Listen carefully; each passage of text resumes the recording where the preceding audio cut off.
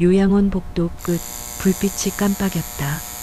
창문에 비친 형광등의 희미한 떨림이 방 안의 공기마저 차갑게 얼려버린다. 이게 뭐예요, 어머니? 문이 벌컥 열리며 영호가 통장을 내던진다. 손끝이 떨리고 목소리는 거칠었다. 왜 아무한테도 말 안 했어요? 침대 위에 노모는 천천히 고개를 든다. 잔주름이 깊게 패인 얼굴, 손등에는 주사 바늘 자국이 선명했다. 그건 내가 쓴 돈이야. 무슨 돈이에요? 요양원비보다 훨씬 많은 돈이 매달 나가요. 기부, 후원, 무명 계좌. 이게 다 뭐예요? 그녀는 아무 말도 하지 않았다. 대신 이불 위에 귤껍질을 천천히 모아 한쪽으로 밀었다. 손끝이 떨렸다. 그냥 나중에 내가 알게 될 거야. 나중에요? 영호의 목소리가 갈라진다. 나중에요. 지금 내가 빚에 쪼들리고 아내가 집 나가겠다고 하는데 어머니는 아직도 남 도와줄 생각이에요? 그녀는 시선을 떨군다. 영호야, 내가 평생 남에게 받은 게 많았어. 이젠 조금이라도 갚고 싶었다. 그 한마디에 영호의 얼굴이 일그러진다. 그럼 전 뭐예요, 어머니? 평생 일만 한 제가 그렇게도 불쌍하지 않아요? 묵직한 정적. 멀리서 간병인의 걸음소리가 들려오다 멈춘다. 방 안엔 형광등의 미세한 진동음만 흘렀다. 영호는 주먹을 쥐고 외친다. 그 돈 다 회수하세요. 이제 더는 못 버팁니다. 당신이 만든 빚 제가 다 떠안았잖아요. 그녀는 조용히 고개를 젓는다. 그 돈은 이미 사람들한테 갔단다. 가난한 이들, 병든 이들, 그게 내 마지막 일이지. 영호의 입에서 짧은 비명이 터졌다. 이런 게 무슨 마지막 일이에요? 탁! 그의 손에서 통장이 떨어졌다. 바닥을 대구르르 구르던 통장은 귤껍질 옆에 멈췄다. 그리고 그 옆에 작은 묵주 하나가 놓여 있었다. 노모의 시선이 그 묵주로 향했다. 저건 내 세례날 내가 내 손에 쥐어준 거야. 그때 기억나니? 영호의 표정이 흔들린다. 그런 거 다 잊었어요. 그는 시선을 돌리고 문 쪽으로 걸었다. 노모가 힘겹게 손을 뻗는다. 영호야, 잠깐만. 하지만 그는 멈추지 않았다. 문이 닫히는 소리와 함께 바람이 살짝 들어와 묵주를 바닥으로 굴렸다. 탁, 탁. 묵주가 침대 아래로 굴러 들어가자 노모의 몸이 천천히 앞으로 기울었다. 귤껍질이 손에서 떨어지고 하얀 시트에 작은 얼룩이 번졌다. 간병인의 비명이 복도를 울린다. 어머니, 어머니, 정신 차리세요. 영호는 이미 복도 끝에 서 있었다. 손에는 찢어진 통장 한 장, 입술은 파르르 떨리고 있었다. 그는 끝내 돌아보지 않았다. 병실안 하얀 조명이 꺼지며 그림자가 길게 늘어졌다. 침대 옆 탁자 위에는 봉투 하나가 남았다. 봉투 앞면엔 노모의 글씨로 이렇게 적혀 있었다. 내 아들은 아직 나를 사랑한다. 요양원에서 그날의 소란이 있던 뒤 영호는 단 한 번도 그곳을 찾지 않았다. 전화벨이 울릴 때마다 요양원이라는 글자가 뜨면 그는 휴대폰을 뒤집었다. 이제 끝났어요. 그가 마지막으로 중얼거린 말이었다. 봄이 왔다. 요양원 정문 앞 벚꽃이 만개했지만 그 벚꽃을 맞이하던 노모의 병실은 늘 커튼이 반쯤 닫혀 있었다. 그녀의 침대 옆엔 귤껍질이 말라붙은 접시와 낡은 묵주가 여전히 놓여 있었다. 간병인 미정은 그 방을 닦으며 무심코 혼잣말을 했다. 이 방은 아직도 온기가 남았네. 그날 밤 미정은 서류 정리를 하다 이상한 내역을 발견했다. 원장님, 여기 이거 좀 보세요. 지난달에도 입금이 있었네요. 원장은 고개를 들었다. 입금요? 네. 송금인 이름이 없어요. 무기명 계좌. 금액은 300만 원. 두 사람은 잠시 서로를 바라봤다. 원장은 깊은 한숨을 내쉬었다. 어르신이 돌아가신 지 반년인데 아직 누군가 그 계좌로 돈을 보내요. 설마 아드님일까요? 그분이라면 벌써 왔겠죠. 미정은 장부를 덮고 잠시 창밖 어둠을 바라봤다. 어디선가 바람이 불어 커튼이 살짝 흔들렸다. 한편 도시 외곽의 허름한 반지하방. 영호는 좁은 책상 앞에 앉아 있었다. 그의 눈앞에는 찢어진 통장 사본이 테이프로 붙여져 있었다. 그 위엔 아직도 붉은 펜으로 기부금, 봉사, 요양원이라고 적혀 있었다. 그는 그 종이를 한참 바라보다 손으로 머리를 감쌌다. 도대체 왜 그랬어요, 어머니? 방 안은 눅눅했고 벽엔 물자국이 번져 있었다. 식탁 위에는 식지 않은 커피 한 잔. 그의 시선은 문가로 향했다. 그곳엔 오래전 어머니가 남겨둔 봉투 하나가 있었다. 나중에 어려우면 써라. 그 필체가 아직도 선명했다. 그는 그 봉투를 손에 쥐고 있다가 끝내 뜯지 못했다. 대신 봉투를 다시 서랍 속에 밀어넣으며 중얼거렸다. 지금은 아직 아니야, 지금은. 며칠 뒤 요양원에서는 작은 추모식이 열렸다. 무명 기부자 김정순 어르신. 그 이름이 적힌 리본이 촛불 옆에 세워졌다. 그날 요양원 앞마당에는 익숙한 낡은 검은 승용차가 잠시 멈췄다. 운전석 안에서 영호는 손으로 입을 가렸다. 그의 눈가엔 피로와 후회의 그림자가 깊었다. 그는 유리창 너머로 보이는 어머니의 사진을 한참 바라봤다. 사진 속 어머니는 환하게 웃고 있었다. 그 미소가 그를 찔렀다. 그날 내가 너무했죠. 그의 눈물이 볼을 타고 흘러내렸다. 하지만 그는 차문을 열지 않았다. 시동을 걸었다. 차가 천천히 움직이기 시작했다. 바로 그때 요양원 현관에서 간병인 미정이 무언가를 들고 나왔다. 하얀 봉투 하나. 그녀는 하늘을 올려다보며 중얼거렸다.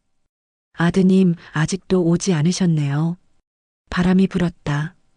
그녀의 손에서 봉투가 떨어져 나와 도로로 굴러갔다. 그 봉투가 영호의 차 앞을 스쳐 지나갔다. 그는 놀라서 브레이크를 밟았다. 차에서 내려 봉투를 집어들었다. 봉투 위엔 낯익은 글씨가 적혀 있었다. 내 아들은 아직 나를 사랑한다. 영호는 한동안 아무 말도 하지 못했다. 그의 손끝이 미세하게 떨렸다. 그리고 그 봉투를 가슴에 꼭 안았다. 그날 밤 영호는 처음으로 요양원에 전화를 걸었다. 혹시 제 어머니 김정순 어르신 방이 아직 있습니까? 수화기 너머에서 들려온 대답은 그를 멈춰 세웠다. 예, 아직 그 방은 비워두고 있습니다.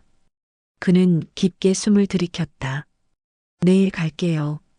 창밖엔 비가 내리고 있었다.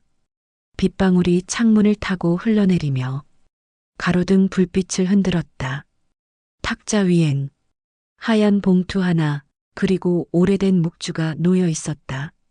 다음 날 아침 영호는 어머니의 요양원이 있는 시골길을 천천히 달리고 있었다.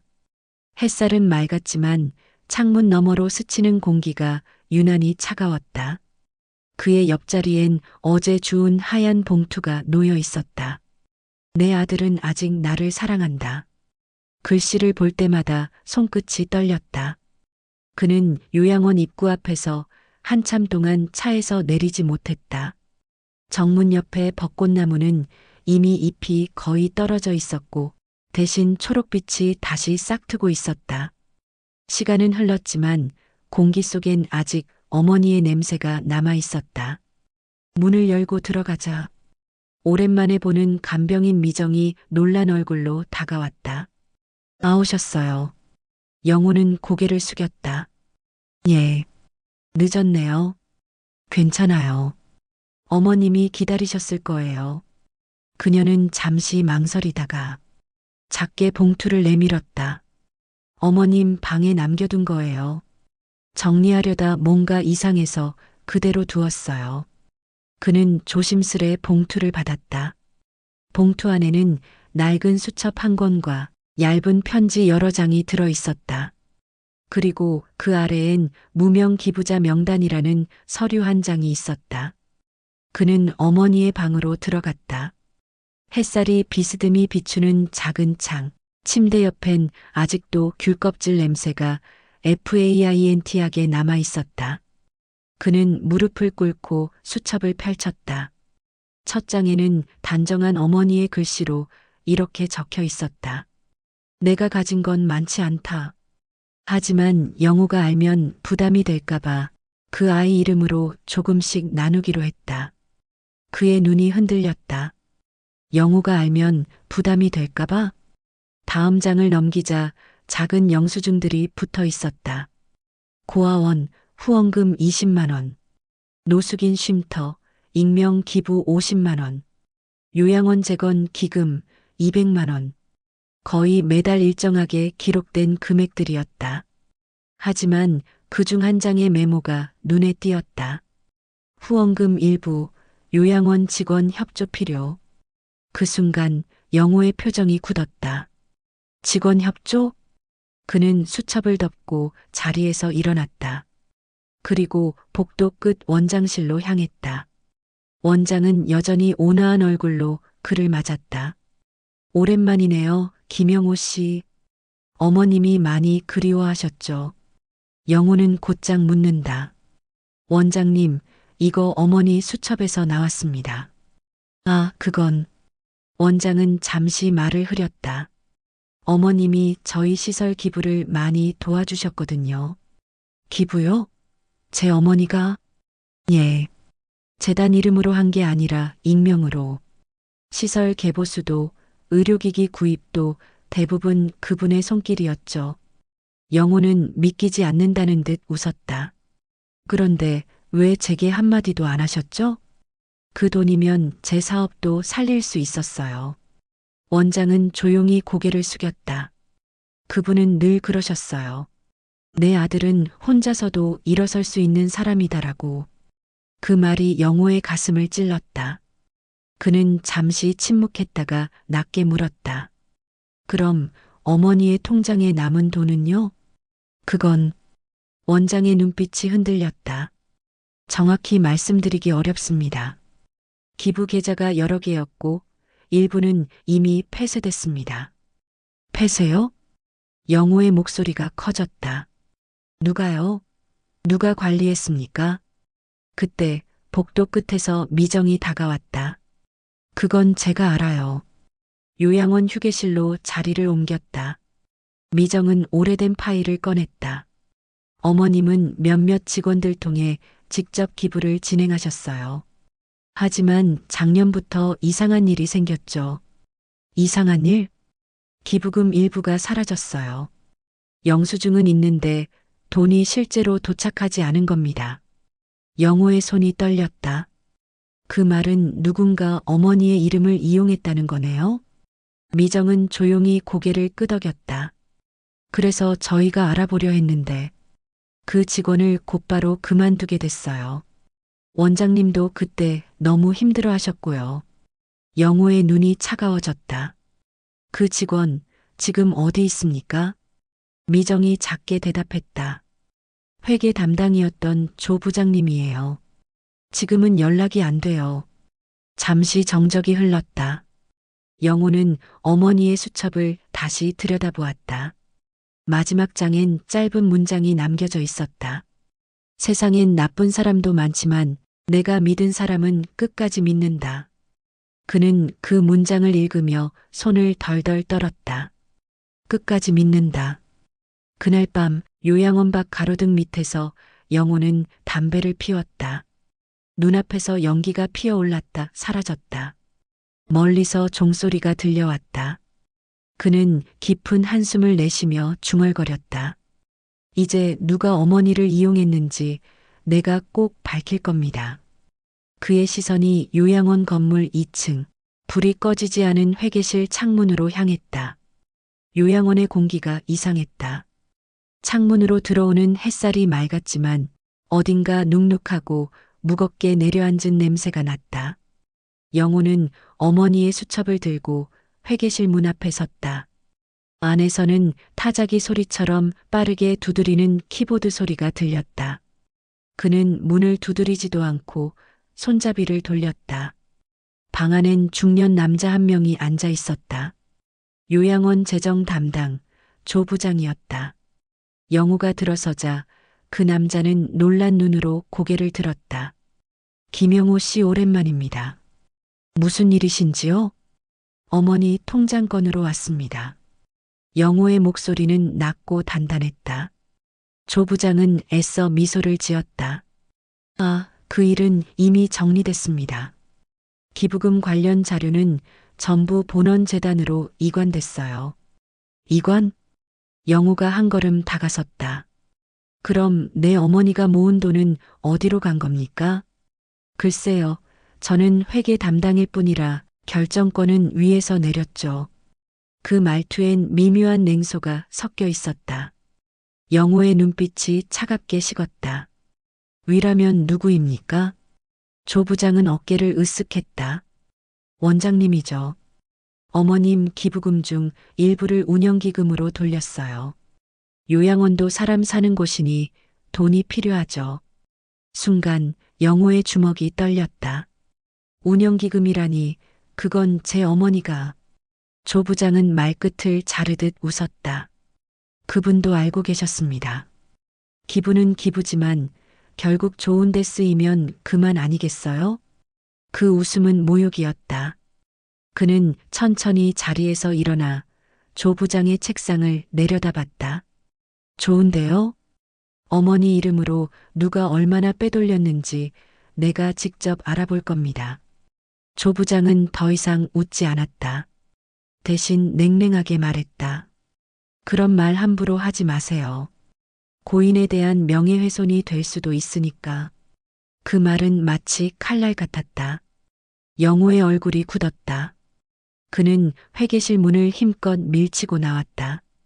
복도 끝에서 마주친 미정이 놀라며 물었다. 무슨 일이에요? 그는 숨을 몰아쉬며 말했다.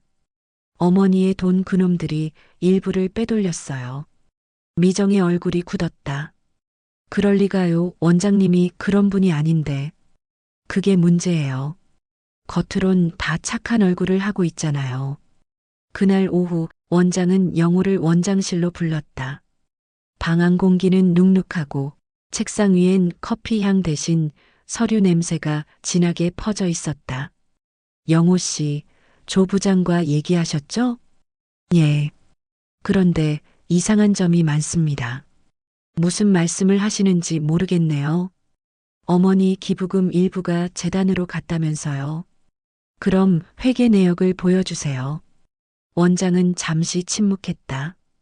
그건 외부 감사 자료라 개인이 볼 수 없습니다. 제 어머니 돈입니다. 그건 이미 재단의 자산으로 전환됐어요. 영호는 한참 동안 원장을 바라보다가 천천히 자리에서 일어섰다.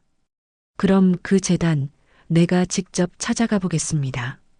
원장은 차가운 눈빛으로 그를 바라봤다.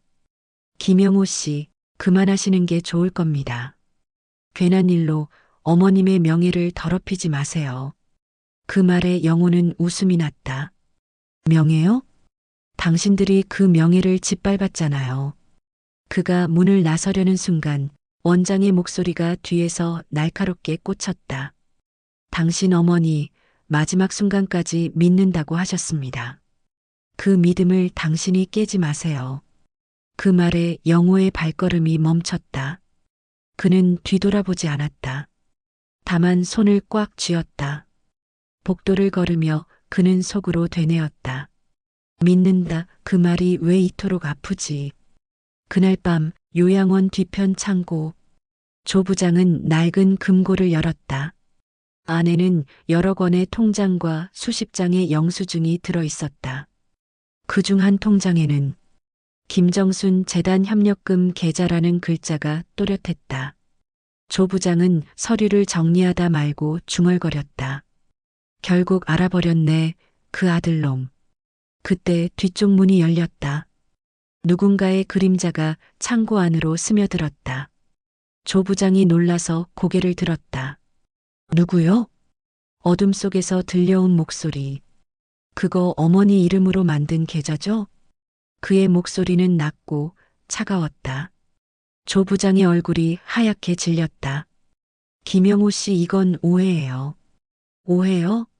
그럼 직접 경찰에 가서 해명하시죠. 순간 조 부장은 손에 쥔 서류를 가방에 밀어넣더니 창고 뒤편 문으로 도망쳤다. 영우가 뒤를 쫓았다. 비가 내리기 시작했다. 창고 뒤편 조 부장이 차에 오르려는 순간 그는 급히 서류 봉투 하나를 떨어뜨렸다. 봉투가 터지며 안에서 쏟아진 종이들. 그중 한 장이 영호의 눈앞에 닿았다. 후원금 수령 확인서, 김정순 어르신 명의 수령인조. 영호의 눈빛이 얼어붙었다. 이제 확실하네요. 비가 점점 거세졌다. 조 부장은 차에 타려다 멈췄다. 그 돈 어머니가 원하신 거예요. 거짓말하지 마요. 그분은 마지막까지 저를 믿었어요. 당신보다 저를 더 믿었어. 그 말이 영호의 가슴을 찢었다. 그는 조 부장을 노려보았다. 그 말 다시는 입에 올리지 마. 비가 내리는 어둠 속 두 남자의 숨소리만이 요양원 뒤편 골목을 채웠다. 비는 밤새 내렸다. 요양원 마당에 흙길이 젖어 있었고 가로등 불빛 아래 무릉덩이에 반사된 빛이 흔들리고 있었다. 영호는 젖은 서류 봉투를 들고 요양원 현관으로 들어섰다. 손에 쥔 종이는 이미 비에 젖어 글씨가 번져 있었지만 그중 한 장만은 또렷하게 남아 있었다. 후원금 수령 확인서, 김정순 어르신 명의 수령인조. 그는 그 종이를 꽉 쥔 채 원장실 문을 두드렸다. 문은 잠겨 있었다. 그는 복도로 향했다. 불이 꺼진 회계실 문틈 아래에서 희미한 빛이 새어나오고 있었다. 문을 열자 조 부장이 서류를 태우고 있었다. 금고 옆에 작은 휴지통이 놓여 있었고 그 안에는 반쯤 탄 통장 조각들이 타닥거리고 있었다. 이게 다 뭐예요? 영우가 달려들어 불붙은 종이를 발로 밟았다. 조 부장이 비명을 질렀다. 이건 당신이 모르는 일입니다. 우린 재단 지시에 따른 것뿐이에요. 재단이요? 영우가 불붙은 서류를 주워들었다. 이건 내 어머니의 통장이에요. 그분의 이름으로 당신들이 돈을 돌려막기 했죠. 조 부장은 벽에 몰리며 떨리는 손으로 담배를 꺼냈다. 그 여자는 죽어서도 문제를 남기네. 당신 어머니가 그렇게 선한 척하지만 그 돈 다 본인 이름으로 돌려받을 생각이었어요. 그 말이 떨어지는 순간 영호의 주먹이 조 부장의 얼굴을 후려쳤다. 서류들이 공중에 흩날리며 불빛 속에서 천천히 내려앉았다. 입 다물어. 그의 목소리는 낮았지만 그 안엔 분노보다 더 무서운 고요함이 있었다. 그때 문 밖에서 미정이 뛰어들어왔다. 영호 씨, 여기요, 이거 봐요. 그녀의 손엔 낡은 금고 하나가 들려 있었다. 창고 뒤에서 찾았어요. 이 안에 어머님 통장 사본이랑 수첩이 있었어요. 그들은 서둘러 금고를 열었다. 안에는 여러 권의 통장과 서류, 그리고 봉투 하나가 있었다. 봉투에는 붉은 글씨로 이렇게 적혀 있었다. 내 아들에게 진실이 필요할 때 열어라. 영호의 손이 떨렸다. 그는 조심스레 봉투를 열었다. 그 안에는 짧은 편지 한 장과 녹색 USB 하나가 들어 있었다. 편지는 짧았다. 영호야, 혹시 내가 다시 돌아온다면 진실은 내가 지켜야 할 것이다. 세상은 믿음을 이용하는 자들로 가득하지만 그 속에서도 한 명쯤은 끝까지 믿는 사람이 있어야 하니까. USB를 컴퓨터에 꽂자 화면에 여러 장의 스캔 파일이 나타났다. 기부 내역, 영수증, 이메일 캡처, 송금 내역. 모두 조 부장과 재단 간의 거래 흔적이었다. 미정은 놀라 입을 막았다. 이건 완벽한 증거예요. 어머니가 이미 알고 계셨던 거예요. 그럼 왜 신고하지 않으셨을까요? 영호는 화면을 바라보며 천천히 말했다. 아마 내가 깨닫길 바라셨겠죠. 누굴 미워하기 전에 진실이 뭔지를. 그는 USB를 주머니에 넣고 조 부장을 똑바로 바라봤다. 이제 끝이에요. 당신들이 어머니의 이름을 팔았다는 걸 내가 직접 세상에 밝힐 겁니다. 조 부장은 고개를 숙였다. 경찰에 가면 당신도 곤란해질 겁니다. 곤란하다고요? 그는 조용히 웃었다. 어머니가 돌아가셨을 때보다 더 고통스러울 건 없어요. 그날 새벽 영호는 요양원 마당 한가운데 서 있었다. 비가 그치고 새벽 안개가 피어오르고 있었다. 그는 묵주를 손에 쥐고 있었다. 어머니, 이제야 알겠어요. 당신이 그토록 말하던 믿음이 뭔지. 하늘이 조금씩 밝아오고 있었다. 요양원 현관 위의 현판이 햇살에 빛났다. 김정순 기념 요양센터. 그의 눈가가 젖었다. 원장은 이미 사임서를 내고 사라졌고 조 부장은 구속되었다. 그리고 어머니의 이름은 비로소 제자리를 찾았다.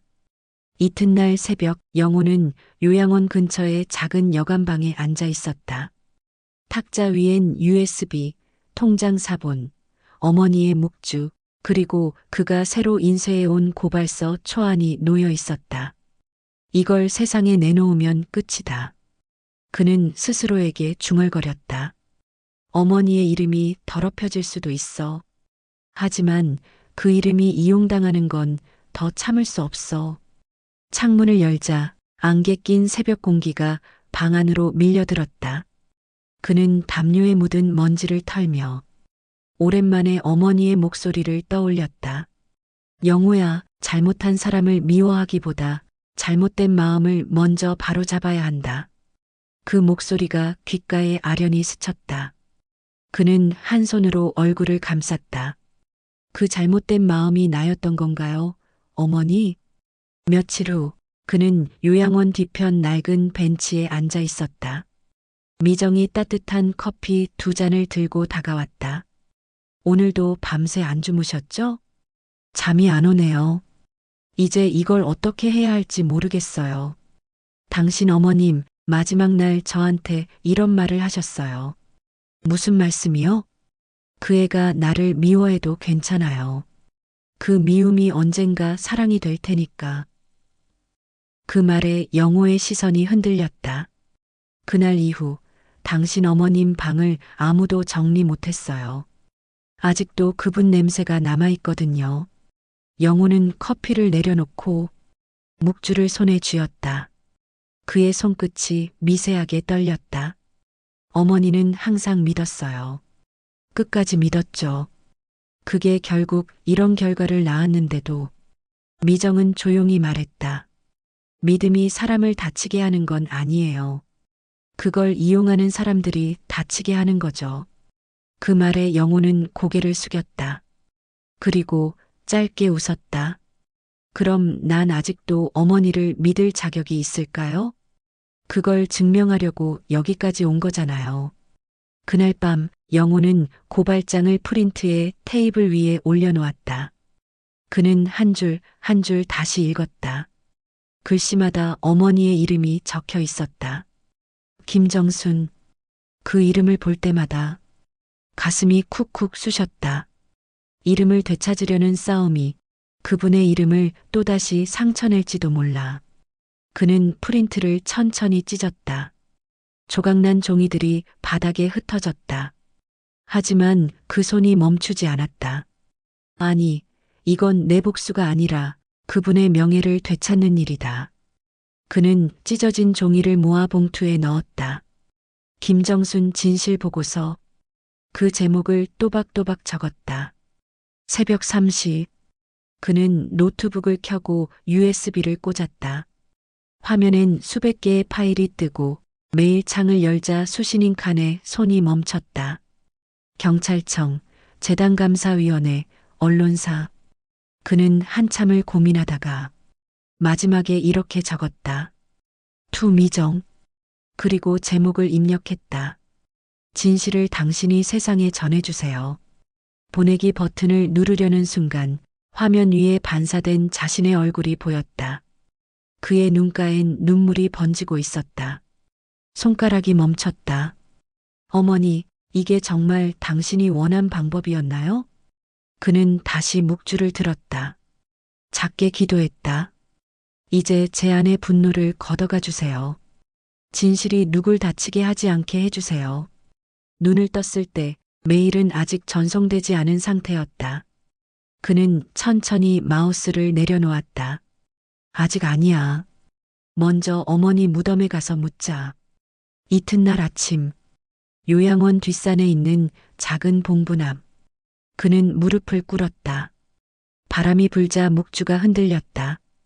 그의 목소리는 떨렸지만 단단했다. 이제 이해했어요, 어머니.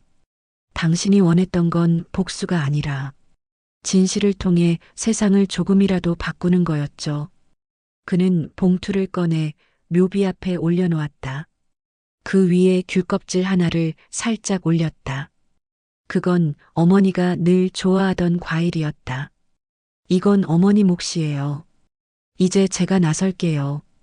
하지만 어머니의 방식으로요. 그날 오후 그는 재단 측에 공식 서류를 보냈다. 정순복지재단의 모든 회계 기록을 공익기관에 투명하게 공개해 주십시오. 그는 증거를 세상에 직접 내놓지 않았다. 대신 진실이 자연히 드러나게 만드는 장치를 선택했다. 그건 복수보다 더 강한 정의였다. 비가 내리고 있었다. 하늘은 잿빛이었지만 요양원 현관 유리문 너머로 빛이 새어나왔다. 그날은 어머니의 기일이었다. 영호는 손에 작은 꽃다발과 USB를 들고 있었다. 그의 얼굴엔 두려움 대신 묘한 평온함이 감돌았다. 며칠 전 그는 어머니의 무덤 앞에서 당신의 방식으로 하겠다고 약속했었다. 그 약속은 복수가 아니라 정의의 실행이었다. 그는 경찰서로 가지 않았다. 대신 공익제보센터에 모든 자료를 익명으로 제출했다. 조 부장이 빼돌린 금액, 재단의 회계 조작 내역, 그리고 어머니가 남긴 USB 파일의 원본. 그 파일 맨 마지막엔 어머니의 육성이 담긴 녹음 파일이 있었다. 내 이름이 이용당하더라도 괜찮아요. 진실이 세상에 드러난다면 그걸로 충분하죠. 그 음성을 듣는 순간 영호의 눈물이 흘러내렸다. 그는 고개를 숙이며 속삭였다. 이제야 알겠어요, 어머니. 며칠 뒤 전국 뉴스에 한 줄의 속보가 떴다. 정순복지재단 수십억 횡령 정황 전 회계 담당자 긴급 체포. 앵커의 목소리가 잔잔하게 흘러나왔다. 해당 자료는 익명의 제보자로부터 전달된 것으로 고 김정순 어르신의 이름이 오랫동안 불법 회계에 이용된 정황이 드러났습니다. 그 순간 TV 앞에 앉아있던 영호의 손이 떨렸다. 그는 조용히 웃었다. 이제 어머니 이름이 빛을 찾았네요. 요양원에서는 그날 저녁 직원들과 노인들이 함께 모여 조용한 추모 예배를 열었다. 새로 취임한 원장이 어머니의 사진 앞에 향을 올렸다. 이곳이 존재할 수 있었던 건 그분의 작은 믿음 때문입니다.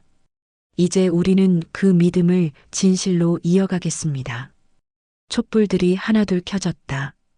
노인들의 손에는 묵주가 들려 있었고 창밖에는 비가 멎은 하늘 사이로 작은 무지개가 걸려 있었다. 요양원 마당 한가운데서 영호는 어머니의 사진 앞에 서 있었다. 사진 속 미소는 여전히 따뜻했다. 그는 꽃다발을 내려놓고 말했다. 어머니, 이제 정말 편히 쉬세요. 당신의 믿음이 세상을 바꿨습니다. 그 순간 바람이 살짝 불더니 묵주 한 알이 손끝에서 떨어져 흙 위에 닿았다. 영호는 그 묵주를 주워들고 하늘을 올려다봤다. 회색 구름 사이로 햇살이 스며들며 그의 얼굴을 비췄다. 그 빛이 마치 어머니의 손길처럼 따뜻했다. 며칠 뒤 뉴스에서는 재단의 전 이사장과 조 부장의 구속 소식이 이어졌다. 그들은 법정에서 모든 혐의를 인정했다. 그러나 영호의 이름은 끝내 세상에 공개되지 않았다. 대신 재단은 정식으로 이름을 바꿨다. 정순기념 요양원 진실과 믿음의 이름으로. 입구 현판 아래에는 작은 글귀가 새겨졌다. 믿음은 때로 상처를 남기지만 그 상처가 사람을 구한다. 며칠 후 영호는 요양원 복도 끝 창가에 서 있었다. 해질 무렵 석양빛이 붉게 스며들었다. 그는 창밖을 바라보며 미정에게 말했다. 이제 모든 게 끝났네요. 아니요, 이제 시작이에요. 당신 어머님이 믿었던 세상, 이제 우리가 만들어야죠. 영호는 조용히 고개를 끄덕였다. 그리고 묵주를 손가락에 감았다. 그의 입에서 짧은 기도가 흘러나왔다. 감사합니다, 어머니. 그로부터 1년 후, 봄 햇살이 다시 요양원 마당을 비추고 있었다. 마당 한켠엔 새로 심은 벚나무가 있었다. 그 아래에는 김정순 어르신 기념 식수라는 작은 명패가 붙어 있었다. 노인들은 매일 그 나무 아래에서 차를 마시며 이야기를 나눴다. 저분이 그 요양원 살리신 분이라며? 그래. 그분 덕에 이곳이 지금처럼 변했지. 믿음이란 게 결국 이런 걸까? 웃음소리가 바람에 섞여 퍼져나갔다. 요양원 복도 끝 햇살이 들어오는 창가엔 영호가 서 있었다. 그의 손엔 어머니가 쓰던 묵주가 여전히 감겨 있었다. 이제 그는 이곳의 운영 자문위원으로 일하고 있었다. 한 노인이 다가와 말했다. 자네가 그분 아들이지? 영호는 고개를 끄덕였다. 예. 이젠 제가 그분의 일을 이어가고 있습니다. 노인은 미소 지었다. 그분은 참 고마운 분이었어. 늘 다른 사람 먼저 생각했지. 자네도 그걸 닮았나 보구먼. 영호는 잠시 말없이 웃었다. 그분이 제게 남긴 건 돈이 아니라 누군가를 끝까지 믿는 법이었습니다. 그날 오후 요양원 강당에서는 작은 행사가 열렸다. 정순 어르신 기념 장학금 전달식. 그 장학금은 가난한 청년 간호사들에게 주는 것이었다. 무대 위에서 사회자가 말했다. 이 장학금은 김정순 어르신의 신념을 잇는 아드님 김영호 씨의 뜻으로 만들어졌습니다. 청년 간호사 한 명이 눈물을 흘리며 말했다. 이런 도움을 받을 줄 몰랐어요. 저도 나중에 꼭 누군가를 도울게요. 그 말을 듣는 순간 영호의 입가에 미소가 번졌다. 무대 위의 조명이 그의 얼굴을 감쌌다. 그 빛은 따뜻했고 마치 어머니의 손길 같았다. 행사 후 영호는 요양원 뒤편 산책길을 걸었다.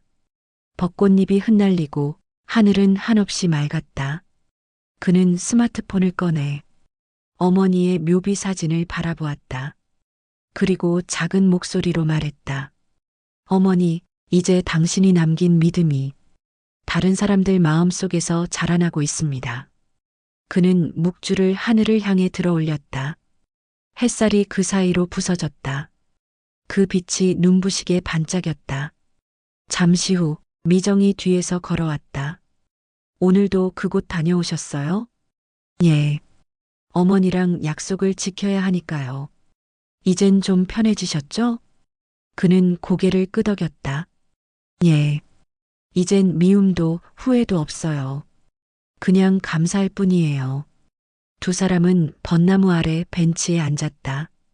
꽃잎이 바람결에 흩날리며 머리 위로 떨어졌다. 멀리서 요양원 아이들의 웃음소리가 들려왔다. 그는 미소를 지으며 중얼거렸다. 어머니는 떠났지만 그분의 믿음은 아직 이곳에 살아있네요. 미정이 고개를 끄덕였다. 그 믿음이 이제 당신 것이 된 거예요. 영호는 하늘을 올려다봤다. 푸른 하늘 사이로 구름이 천천히 흘렀다. 그 모습은 마치 이제는 조금씩 제자리를 찾아가는 마음 같았다.